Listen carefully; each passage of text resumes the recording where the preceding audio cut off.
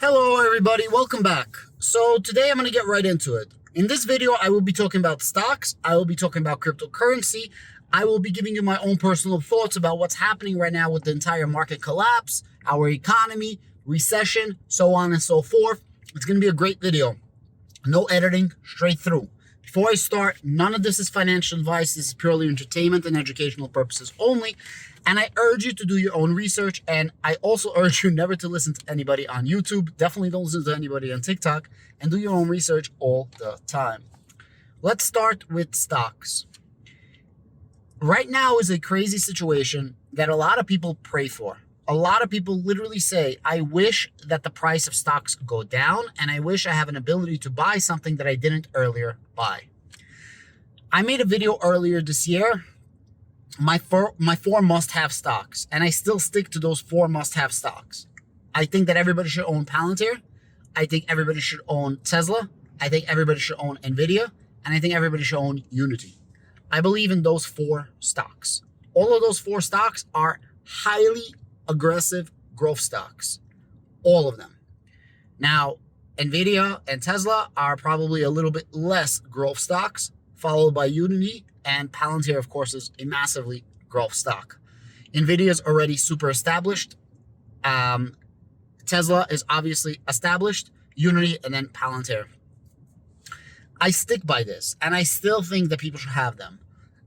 Take advantage of the situation where stocks are low and you have an ability to get back in. I was able to buy in Tesla. I only had a small position in Tesla, around like $10,000, because I didn't have any opportunity to buy. But I am buying as if it's going down. I'm going to be buying probably in the next 3 months. I will be buying every single day, dollar cost averaging. Like, I'm going to do a set buy for those 4 stocks that I just said. The reason why I like all of those 4 stocks is because they have moats around them, and they're needed for society. You need those 4 stocks to run society. It might not look like it now, but I assure you, you need those stocks to run society. Tesla, the entire EV revolution, and Tesla's only getting started. The Tesla robot, the iRobot thing that they're talking about, like, that robot is going to be revolutionary, as big, if not bigger, by Elon's own words, than his own entire EV sector. Tesla is like an ETF for energy. Literally, you get so many different things of energy. NVIDIA, you need chips. All of those chips, you need GPUs, you need CPUs, you need all of that. You need all of this to run your everyday life, not just computers, life. This is literally the lifeline of the United States and the world. You need this. They openly say that they're more than just CPUs, more than just GPUs, and they are tapping into a $100 trillion total addressable market, which they believe they can get 1% of that market for a $1 trillion availability. Now, let's talk about Palantir. Palantir, it's no secret what I believe in Palantir. I think Palantir is super undervalued. I think Palantir is super misunderstood. I think Palantir is doing so many things that cannot be spoken about behind the scenes. And I think only in the future will we know what's happening with Palantir today. You can see what's happening with geopolitical unrest. I'm not going to get into it because I spoke about this in many of my own videos. You guys can definitely backtrack and take a look at it. But I truly believe that Palantir's best years are still ahead of itself. And remember, Palantir has not been around for 2 years. Palantir has been around for 20 years. They've been in the government sector for, I think, 15 years before they started going into the commercial sector. They just got a massive upgrade of their Gotham platform, Gotham Europa, and I think it's catering for Europe. And Unity, anything you're going to be doing with metaverse in the future, anything you're going to be doing with intricate and detailed and, cyber gaming, right? Like, that's going to be built on 2 platforms. The Unity, which is tradable, and Epic, which is not tradable, which I'm in IPO. I bought like $50,000, $50,000 for pre-IPO. So when it comes on the stock market, I have $50,000 worth of whatever the shares are going to cost when it comes out. You need that. That's where this world is going. And a lot of these things cross over, right? Like Unity and NVIDIA, those are crossovers. I honestly think Tesla and Palantir in the future are also going to be crossovers. That's my own personal opinion. So take advantage of the situation to be able to buy into these stocks. I'm not telling you to buy it. I'm saying take advantage to buy into something that you did not have an advantage to buy before, something that you weren't able to buy. I have a really large position in NVIDIA. I have a really large position in Unity, a really large position in Palantir. I was not able to get into Tesla, so I'm taking advantage right now and buying into Tesla. Now let's go talk about crypto right now. And the reason why I'm telling you this is because everyone's like, Adam, what are your must-have stocks? What is your must-have crypto? What are you doing? What are your plays? And I hate to really give it because it's in my videos. I'm not like making nothing up. I'm not trying to hide anything. You guys see what I'm doing. You guys see what it is. I'm not, just watch my videos. But okay, if I have to spell it out for you guys, I will. Again, my play is not yours. Do your own research. Cryptocurrency. I got rid of some of my Bitcoin, and I'm averaging in every single day. I have a $200 buy for Algorand. I think Algorand is going to be the shining star of crypto for the next 5 to 10 years. I truly believe it is the most undervalued, period, between stocks, between crypto, period, of everything. I think Algorand should be 50 billion market cap right now, as of today, even with this market downturn. It's so unbelievably amazing, and I understand why it's being brought down. Basically, one of the reasons why Algorand is brought down is the same reason that Palantir was brought down. Palantir had stock-based compensation where they're devaluing the amount of shares that are in the market. Algorand is putting algo into the economy, into the environment. Until 2030, they're putting out more Algorand. 2030, they're going to have 10 billion Algorand. Right now, they have 6.8 billion Algorand, which means they need to put out 3.2 billion Algorand between today and 2030, so around 7.5 years. And if you do the math, it devalues Algorand by around 4.2% of dilution of market cap, of shares, whatever you want to call it, of coins. But you understand what I mean? And so they have a dilemma, Palantir and Algorand. But you need to see these things as opportunities, really opportunities. And the best CEO in the game is Stacey Warden. You can't even argue that. That is unarguable. I will go to bat with anybody. The best CEO in cryptocurrency today is Stacey Warden. She has the best pedigree from traditional finance that's crossing over to DeFi, decentralized finance. That's a fact. And our creator is literally the creator that created the mathematical formulas in most of the blockchains, most of crypto that's being used today, and nobody even knows who he is. That's the craziest thing. Nobody even knows who he is. But that's the guy. Silvio is the guy, man. I sold all of my Cardano to buy Algorand. I have a position in Polkadot. I will be holding my position in Polkadot. I'm not selling Polkadot. I have a nice 5-figure position in Polkadot. I have Bitcoin. So I had a bunch of Bitcoin.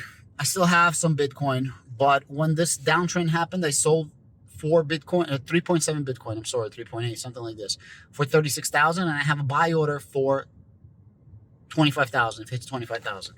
But in the beginning, I had a buy order for 4 of them. Now I have a buy order for 2, and the other 2, I'm putting that money into Algorand and doing that $200 a day into Algorand because I think Algorand is it's a better bang for the buck. I don't compare Algorand to Bitcoin. Why? Bitcoin is literally digital gold for me, while Algorand is actual money. That's how I see it. Both are great, both are fantastic, and both have a unique niche in the market. I hold KuCoin, KCS, because I believe it's tied to the KuCoin exchange. I think it's great. I get my percentages, and I'm really happy with it. I hold Affinity token. I hold all my tokens. I never sold my Affinity, and I'm keeping that. I'm not planning to sell because I do believe in the team. I believe in Chris, the CEO. I get to speak to him every so often. We speak on the phone, and I know he's trying to do a lot of big things. Hopefully he accomplishes what he wants to do. I'm keeping my Affinity bag. I hold I hold a decent position in A Nation, which is a digitized production company. I'm holding that. I'm not selling it because if they announce or when they announce that they're actually going to have a movie to market, I think that thing blows up. I have a small position in Drip, which is a Passive income play, if anybody knows what that is. I'm not touching it. It doesn't bother me. It's like, I don't know how much the value is right now. I think it was like a few $1,000s I had in it, like under $5,000. I don't know what's the value now, but it gives me 1% return every single day. I'm cool with that. And that's my crypto portfolio. What I did is during the crypto and stock market crash, I took the opportunity of condensing my plays and really investing in and rearranging my portfolios and investing in something that I truly believe in, that I have the most conviction on. I believe in ADA as well. I love ADA. But bang for your buck, Algorand is better. Better technology, better team, and if you don't believe in that, ADA's market cap is what, 25 billion, 30 billion, something like that. Algorand is like a tenth of where ADA is. So even if it's exactly equal to technology, Algorand has better bang for your buck buy. Is the economy going to get worse? Is the economy going to get better? We are in a recession now, in my personal opinion. We're only going to know this right now it's March, April, May. We're only going to know this in like 2 months when we get our Q2 results. I think we're in a recession right now. But what the hell does that really mean? And how does that really affect you? If you're working for the government, if you're working for the city, state, federal, you're not getting laid off, you're good. If you have a set job, you should be okay. How is the recession really going to help you? You know, yeah, we're in a recession, but listen, just cut down on some spending, you know. And people made fun of me when I said that I had like 2 years reserves of money. How do you think I quit my business in order to live right now? Because I'm living off of reserves, right? And everybody laughed at me when I'm like, listen, you should have a minimum 3 to 6 months reserves to live off of, so that if something happens, you don't have to touch that money.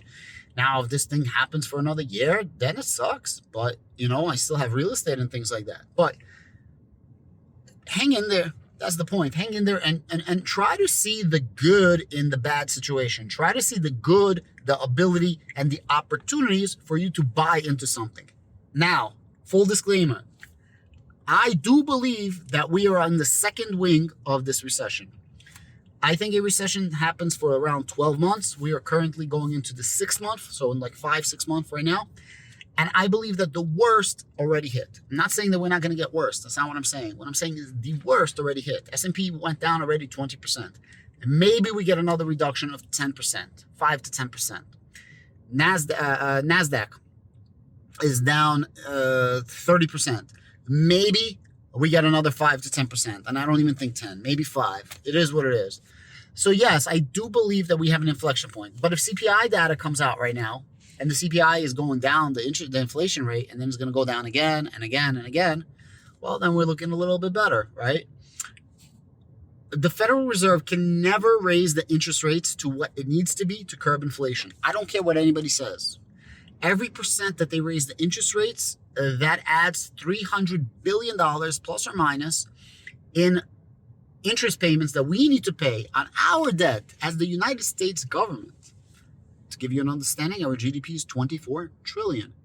Around 10 trillion goes to city, state, local, municipalities, federal. You're left with 10 trillion. That 10 trillion, you can't keep adding 300 billion, 300 billion, 300 billion. So there's only so much you can raise the interest rates. And to curb the inflation, which we have, let's call it 8%, you would have to raise the interest rates by 10%. Okay? 12%. I'm sorry. It's like time and a half. But actual inflation is not 8%. Actual inflation is probably 12% to begin with. A couple of months ago, like 6-7 months ago, I said everybody should be taking out lines of credit and taking advantage of personal lines of credit because the interest rates are so cheap and you should lock it in. A lot of people did that. They're sending me DMs and said, Adam, thank you. Some people didn't do it. A lot of people didn't do it. They didn't pay attention. And now the rates are freaking crazy because you didn't lock in your rates. Guys, hang in there. I'm going to keep giving you guys these videos. I hope you like these impromptu videos. And listen, I do this as much for myself as I do it for you guys. A lot of people, they like these type of videos that just stay calm, collective. But there's going to be a lot of millionaires that are made. A lot of millionaires. A lot of people will make a shit ton of money from what's happening today. People make the most money not in good times, but people make the most money preparing for good times in bad times. Okay? Remember that. Have a great day.